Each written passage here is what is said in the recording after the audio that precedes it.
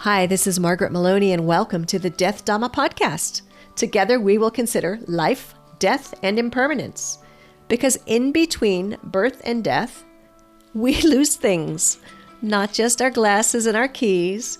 We lose identities, relationships, ideas, and more.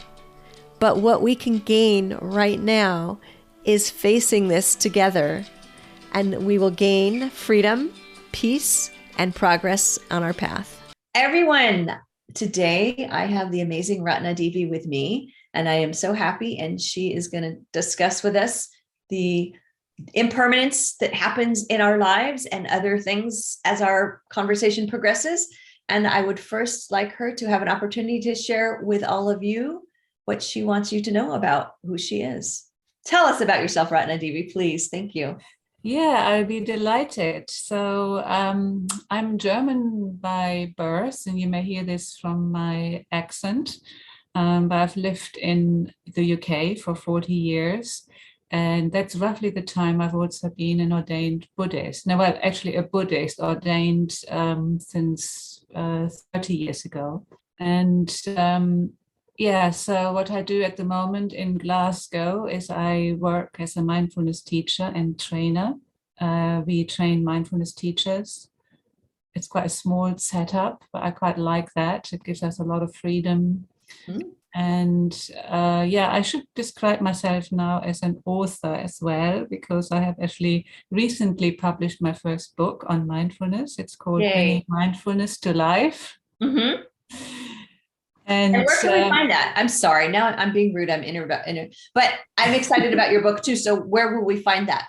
Where can we buy your book? Well, we decided for the time being to leave it off Amazon, but it's available through place-based publications. Okay. And if you Google my name, Ratnadevi, Bringing Mindfulness to Life, that will come up. Beautiful. Beautiful. I'm sorry, I interrupted your flow, but I wanted people to know about your book. No, I appreciate that. Yes. We have just, it sold quite well. You know, it's been out since January, and we are in our second edition already. So I'm quite excited about that. We're planning a book tour in the summer through various Buddhist centers in the UK. And I'm going to combine it with some workshops on some of the themes that are in the book. You know, bringing mindfulness to life is very much about daily experiences, including loss and dying, and how we deal with the climate crisis, and, you know, the things that people are really concerned about, but not in an abstract way. You know, it's very much a personal storytelling, which seems to go down very well. You know, people can relate to it. That's beautiful. That's beautiful. And I think that mindfulness probably helps us a lot as we deal with these, you know, I call it the little d, like and in the podcast, we've talked about death, like the real death of a sentient being. But, you know, this season, we just happen to be talking about what I call the little d, which is, you know, along the path, the impermanence and things that we drop and lose and face. And I'm imagining that in your experience as a mindfulness teacher, you can see how mindfulness helps us. Absolutely. You know, I think that almost every aspect of mindfulness and of Buddhism as well is actually at its core helping us to deal with the facts of life. You know, loss and death is just something that concerns us all. So you could almost like look at any teaching and you'll find the relevance there. And actually, it's not just true about Buddhism or, you know, secular mindfulness, but other religions as well. Like I recently, just a few days ago, was in a concert of the St. Matthew's Passion by Bach, because it's just Easter time. Yes. Doing this. And I was just struck by both the beauty of the music and how it relates so intimately to suffering. You know, it's about the crucifixion, you know, it's about torture, really, when you look at it, you know, and it's about how we can come to terms with it, you know. I think a lot of people could probably feel the relevance as the war in the Ukraine is going on, and yeah, so there's a lot of suffering in the world, and how to be with that is just has always been the stuff of religion. But even for somebody who is not a religious person, that's what we have to come to terms with. I think our different religions are helping us manage our responses to life using different ways, different kinds of teachings, right? But that this suffering is part of the human condition, whether we acknowledge it or not. I just think that Buddhism really comes right out and just calls it out, which, by the way, I think makes some people very uncomfortable. Yeah. But actually, I was just struck in being brought up a Christian and being in that church context and seeing that big Jesus on the cross metaphor there, it actually is really strong in Buddha, in Christianity as well, But that we are confronted there with this image of suffering. In Buddhism, we have got beautiful Buddhas and Bodhisattvas who are smiling with equanimity. So it's almost like one step further in the resolution of suffering. But I think that step of really facing it and allowing ourselves to feel the sorrow must be part of it, of dealing with it. And as you've been teaching and you've been ordained all this time, I bet you have some examples or stories of experiences in your life or that you've observed with others, because lots of people come to you for guidance, of losing something, not necessarily a death, although we absolutely can talk about that too, but the loss of an idea or a thing or an expectation. Many examples. So I was thinking though to maybe stick a bit closer to the present time. Okay. My mum is going to go into palliative care probably tomorrow. Okay. And so it's like that's an impending loss. Yes. To come to terms with.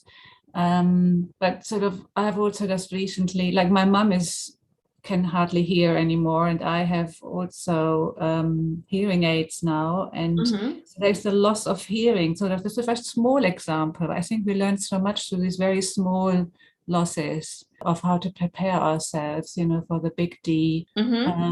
So I was thinking about that. I could talk about that a little bit, how that's been. There's also a recent loss of a friendship. That has been in my life for the last 15 years, and it might just collapse, and that brings lots of feelings with it as well. And then there's lots of pain in the world going on there. It's like a sort of loss of faith in humanity, maybe, and looking at the climate change, I can sort of feel there's a change there in how I regard that and the pain that is around, I say it's a kind of loss, a loss of a belief that human beings can actually manage to somehow survive on this planet.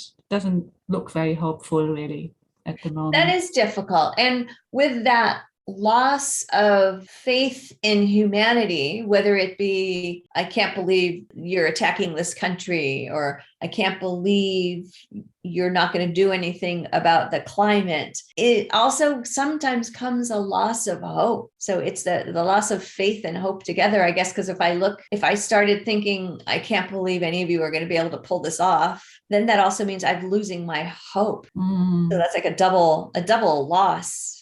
Yes. I don't know if you know the work of Joanna Macy, who has done a lot of work in the area of climate change, and she has written a book called Active Hope. And she also says more recently, looking for some certainty that what we are doing and how we engage ourselves might actually lead to positive results is a bit of a waste of time. We can't afford to wait till we have that certainty. We need to just act in alignment with our deep values and our compassion, and do it together with other human beings. And we have to do it now. John Kabat-Zinn says the same thing, the founder of the big secular mindfulness movement. So it's interesting, hope. Do you feel like we need to be in two places? One, with the hope that we can do something, that we will make a difference, and that the earth also will be resilient, but then also in the acceptance of what might be. And how do we do that? I guess maybe my question is more like, how do we do that? So on the one hand, when I say I don't want to believe that this is the end, I don't mean that I don't believe in the signs. I guess what I'm saying is I want to think that there's a chance that we might be able to do something to change, or that the earth will heal. But then I also think there's this need to be ready. What do you mean, the need to be ready for? For whatever might come. whatever might come. I mean, Like being prepared for the worst sort of thing, or yeah. Right. And is that wrong view? What do you think? Well, it's really very similar to contemplating our personal death. You know, we know that we are going to die. We're also actually knowing that humanity is not going to thrive on this planet forever. You know, whatever the conditions are, it's just the natural law of things. We know that in our heads, but how deep in our bones, in our hearts, do we know that, and how much have we really made peace with it, and a kind of peace that allows for joy, for joyful living in the midst of everything that is going on? There are big questions, you know. I don't have easy answers either. Sometimes I think it's about really letting go of the resistance to the fears around death, personal or planetary death, and just, you know, because that is really pain that we can avoid, you know, that secondary suffering. So if we can just allow ourselves to embrace the actual experience of pain, that can lead us, in my experience, actually to a sense of sorrow that has got a universal element to it. So it's more than just my own small self that is afraid of survival, but there is a sense that we are in this together, which changes everything remarkably. I think that's where, you know, the Buddhist concept of compassion comes in, you know, and like these beautiful figures like Huan Yin and Avalokiteshvara, who, you know, they welcome the cries, the tears of the world. That is the essence of their being, and they're full of beauty and joy, you know. I mean, that's remarkable to cultivate an image like that, and particularly if it just becomes a felt experience. And I think sometimes there's two things that I think help me, you know, to come to that place of living in a place of inspiration in the midst of difficulty. So one is again and again to embrace what's difficult, open the heart. Okay. Knowing that it is universal. So it's not about my small self. The other one is just to learn again and again to value what is beautiful in the moment, and practice gratitude and deep appreciation for that. And that sort of cultivates the necessary positivity, I think. And it brings us in touch, you know, if we're looking in terms of brain science, you know, with the soothing system of our organism, if we are dwelling on the things that are positive and on love, you know, in our immediate environment and so on. And then we can use that relative calm that comes from that state of being to open ourselves to what's difficult. If we do that without that preparation, we just get overwhelmed, I think, by fear. So it's like the two hand in hand, you know. Despair and grief and all that we can become stuck in it. It can become overwhelming. It can become depressing if we are not wisely managed, you know, our nervous system. Yes. And I think there's a lot of conversation going on about that these days in a secular way too, because so many people are having anxiety and stress. And I know other generations every generation is always hit with a lot. And maybe each generation always thinks they're hit with more than the previous generation. And that could be true. I don't want to judge that. I just know that every generation goes through some really difficult things.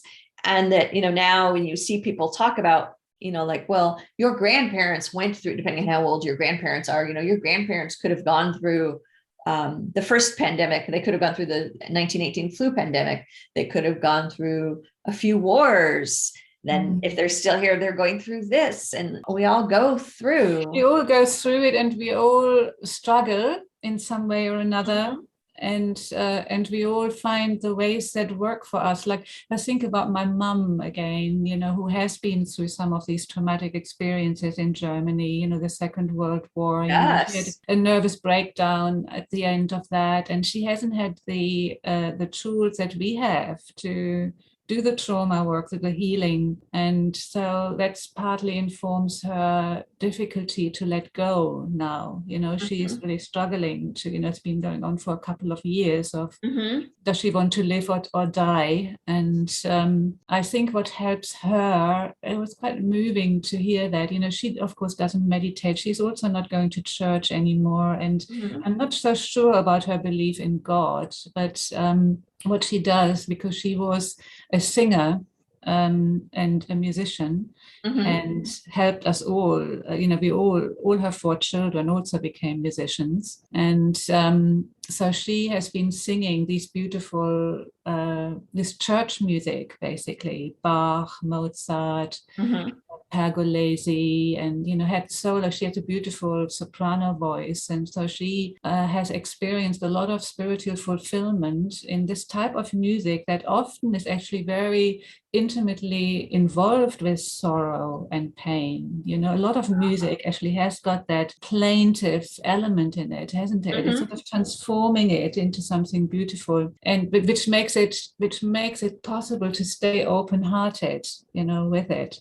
Right. And she says when she couldn't sleep and was depressed and so on over the last few years, she often brings to mind those cantatas and arias she sang and relive them, and that gives her peacefulness, and she can let go and die. And I just hope that she, in the next few days or weeks, when it gets towards the end of her days, that she'll be able to stay in contact with that. Because I think that's probably what a lot of my Buddhist practice is about, establishing such a strong inner momentum towards peace, deep inner peacefulness and resolve, that when the going gets really hard, it will still be available, that it won't be drowned out by the immediacy of the stress that will be there then. That makes sense. There was somebody I spoke to recently, and he was talking about how after, having been Buddhist for 20 years,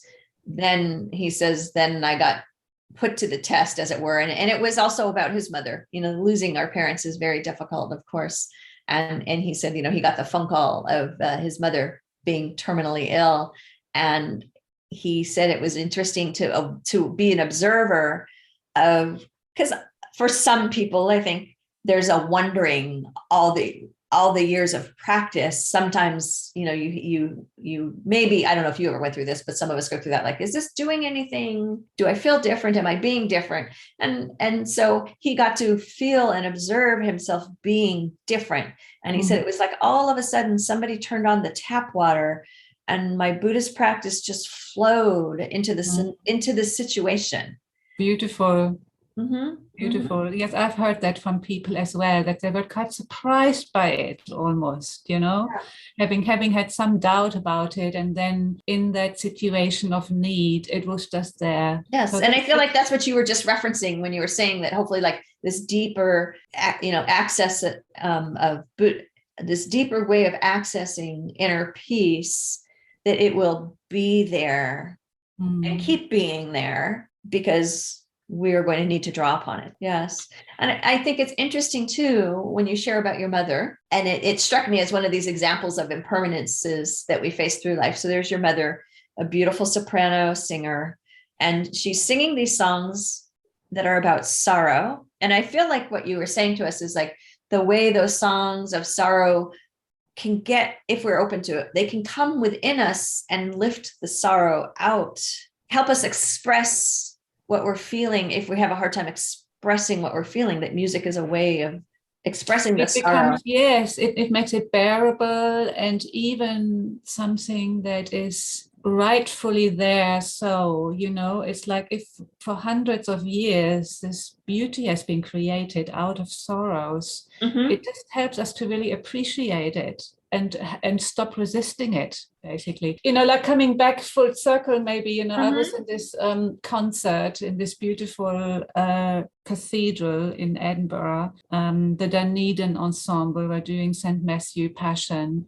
And there I was with my hearing aids, and so my little personal loss. And then what I could hear was all this rustling of the program 400 people turning pages of the program. So that was louder almost than the music, which is partly because it's also quite new, I think, and maybe my brain will adjust to it. But I could see, okay, I have got a choice here. Either I could bemoan the loss of something that was before, what I considered like the most beautiful experience of the music, and particularly also as a professional musician, which I was. So I could sort of maybe get a little bit stuck in the in the moaning about it, or I could just become curious and interested in the experience. In fact, it's taking me out of autopilot in quite an amazing way without me having to do very much about it. Everything is different in my auditory field. And it's actually really interesting. I mean, who is saying that one particular way of perceiving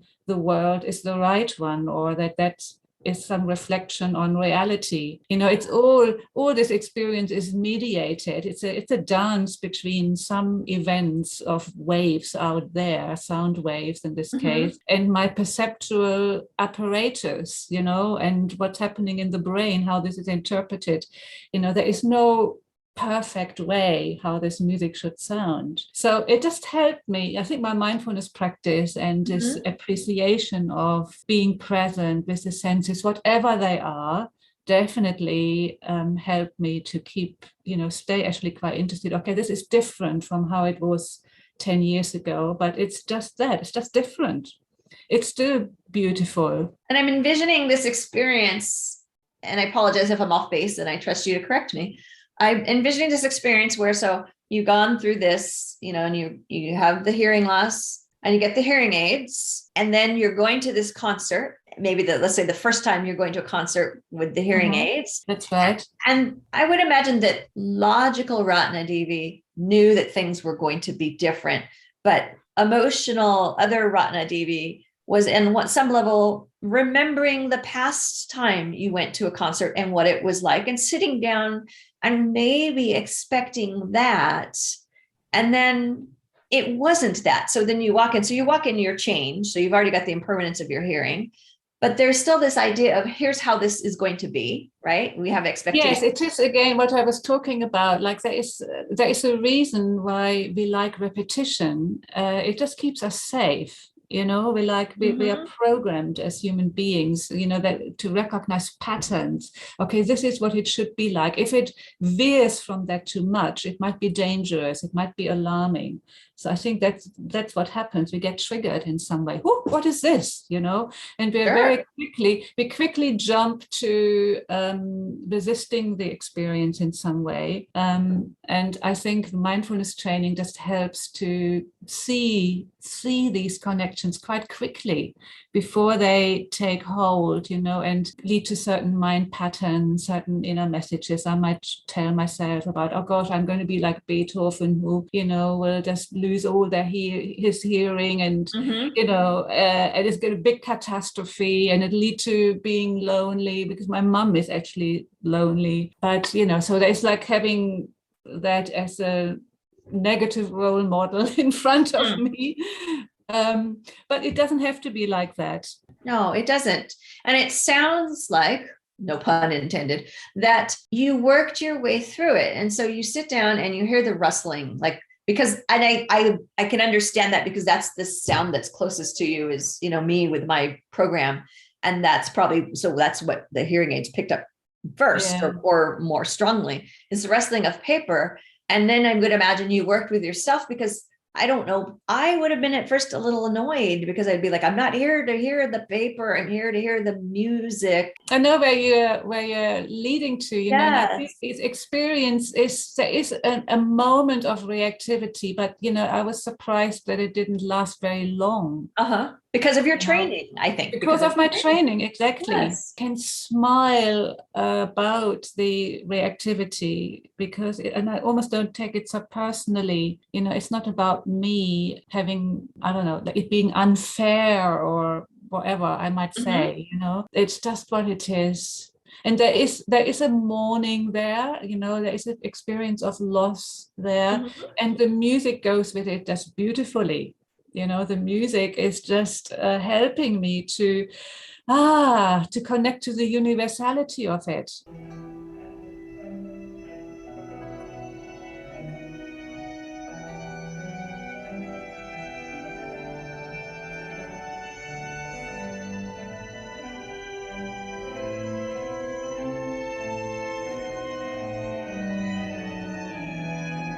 And that's just a short clip of some of the music she's referencing. So as you left, so eventually the concert ends and you left.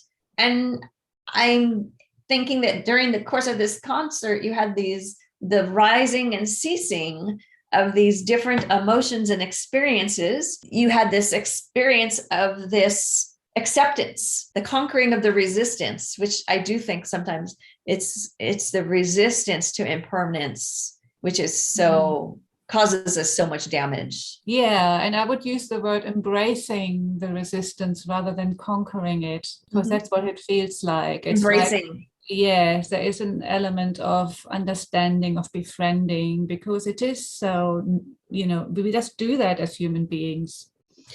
You're right. I like that word also. I think embracing is definitely a better word, because it's only a struggle if we make it a struggle. But when we embrace, and you brought up the phrase, and I use this phrase often, too much, but I keep using it, which is, this is how it is. When we embrace, when you were able in that concert to embrace, this is how it is, then I feel like you became, I'm going to say, like, friends with the experience. You became within the experience and accepting of, this is how a concert is now. Yes. Is that a fair assessment? Yeah, it is. And something else comes from it as well, like me sharing this with others, like with you and, whoever is hearing this. But also with some of my students, or it might go into my writing. So there is a sense that this is just a little example of a universal experience. I don't know what the percentages of people who will have hearing aids at some point, probably quite high. And it just feels so wonderful to, not that I want to sort of aggrandize myself and say I've sort of resolved everything about this, not at all, but it's living through it with curiosity and appreciation of the creative potential in all of this, which makes all the difference. I'm reminded of this acceptance of, like, who will have hearing loss and the acceptance of the experience.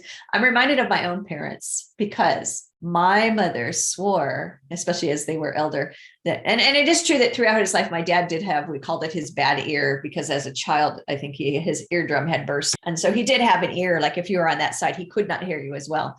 And my mother swore as they got older, his hearing was really bad. He couldn't hear a thing she was saying. And so she brought him to get the hearing aids, and he got the hearing aids. And, my mom was happier about things, and because she became very agitated with my father's hearing loss and his inability to communicate with her. And she became very agitated and sometimes angry. The reason I'm laughing is, after he passed, my mom was sitting with some of her friends, and she kind of started doing the same thing to them. She would kind of say, like, her experience was, she was saying something and no one was responding to her. And were they all deaf? And finally, one of her friends turned and looked at her and said, "No, Joanne, you are the one who cannot hear us responding." And then in that moment, my mom had one of her own, embracing of the experience, which was, oh, it's me. And then she went and got hearing aids. And so I don't know if my dad really needed hearing aids, or he needed hearing aids because my mom told him he needed hearing aids. But at any rate, then she had to embrace her own experience of, oh, it's me. And then she went and got her hearing aids, and then she had better conversations. It's just the power of acceptance, isn't it? Yes. That it does seem to be, we seem to be needing to relearn that again and again. Right. Because we're all going to have these different impermanences. So yes, we're talking about the impermanence of a hearing loss and hearing aids and acceptance and resistance. But as we move forward in life, we're going to have these different experiences. We will have, and a lot of it is actually physical, that I'm struck by that as well. Yes, there is loss of friendship and so on, but or facing humanity, but a lot of the nitty-gritty learning that we all seem to be needing to do is to do with the gradual decline of our physical functions and illnesses and so on. A good friend of mine who I regularly Skype with said that she's about my age, in her early 60s, and she said that she has this disease where her hair is basically dropping out, starting with her eyebrows and then her forehead, and it's not reversible in her case, so she will basically just lose all her hair. And she said, when she talked to the doctor about it, she was sort of making light of it. Oh, well, it's not the worst thing that could happen, And the doctor actually said, look, losing your hair is a big thing. And he was just, psychologically, it is a big thing. And particularly for a woman, maybe. Yeah. And it just actually made her think, yes, maybe we are a bit too quick as Buddhists sometimes to jump to that stage of acceptance, when really we need to just allow ourselves a little bit more of the mourning and see that as a positive experience. And then I'm a practitioner of NVC, nonviolent communication, which is very much focusing on needs and the qualities of needs, whether they are met or not met. And one thing I really like about this system is that mourning, like grieving, is actually seen as a positive universal need that needs to be given its space. It's like it's the other side of the coin of celebration. And often in a situation where other needs are not being met, like to be heard, to be understood, to have fulfillment in a particular career or whatever it is, when we have tried our very best and it's still these needs are not being met, then mourning is just the next stage. And when we enter into it with a sense of agency and a confidence that this is actually a really worthwhile process to submit to surrender to, then it can actually become a deeply transformative experience. I'm so glad you're bringing that up. I do think that sometimes some people misunderstand and they think that accepting impermanence, moving to a place of acceptance, means that a good Buddhist, I'm holding up my hands in air quotes right now, that a good Buddhist isn't sad or isn't upset. And I think that that's an unfair expectation of any of us, of humanity. And I think that the acceptance of her, so for your friend, the acceptance of her hair loss absolutely helps her handle dealing with the loss. But I don't believe there's any teaching that means if you're enlightened, you're not allowed to be sad, or that to be enlightened, you must never feel sadness. No, absolutely not. I think compassion and mourning are very closely related. I don't think we can come to a place of deep compassion when we don't allow the depth of experience. There's this beautiful line of Rilke. He just says something about that unites of anguish. Why didn't I kneel more deeply to accept you, inconsolable sisters? And surrendering, lose myself in your loosened hair.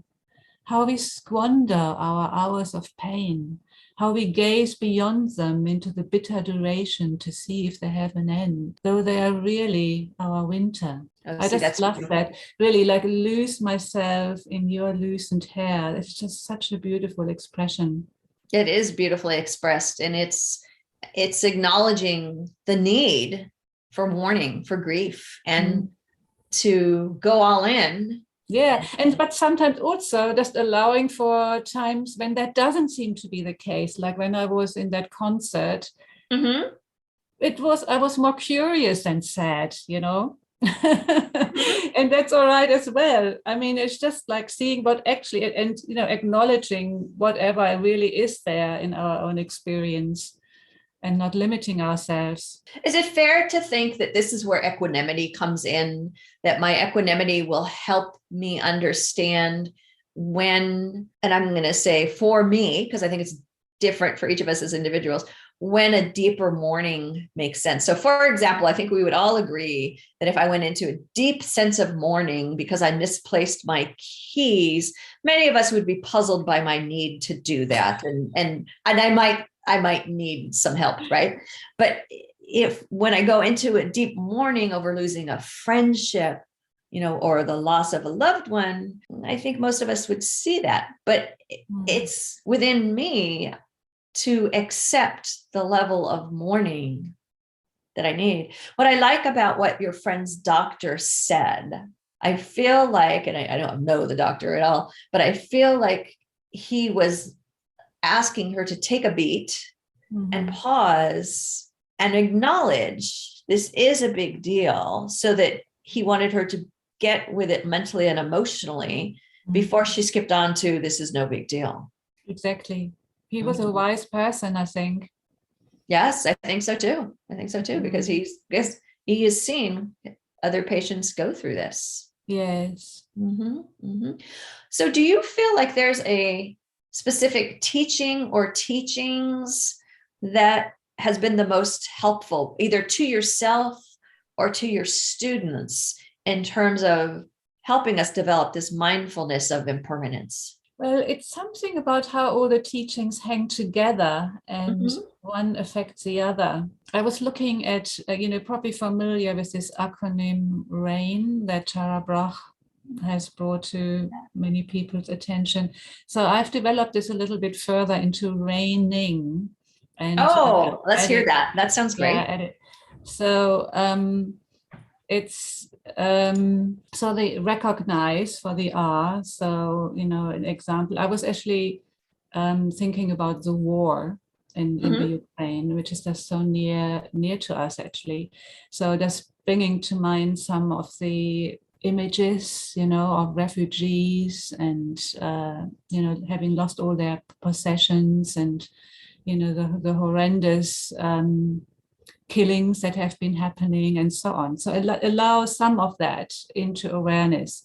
Then the A, just helps to become a bit more acquainted with these feeling states in us. And it might just take a little journey from numbness or maybe a bit of blaming at the beginning, to maybe then just feeling also some helplessness, and just feeling it all in the body, really. That's the important thing. And looking for a fit of sensations and language. So dismay, helplessness, and what came to me was something about moral injury, the pain that comes from actions being committed by myself or others that are not in alignment with my values. And so then all these experiences want to be seen, want to be held. It's such an important stage of this.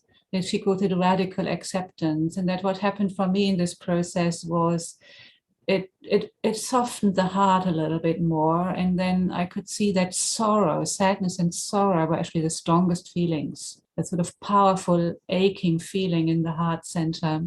And then that leads into investigate, the I of investigate. And I ask in this stage, what is the need that is not being met, or what do I long for? And so with sorrow, it seemed like it was actually wanting mourning, that mourning would be what is asked for. And at first there was a bit of resistance. Really, do I want to overwhelm myself with, intense grief and so on? But I just gave it a shot.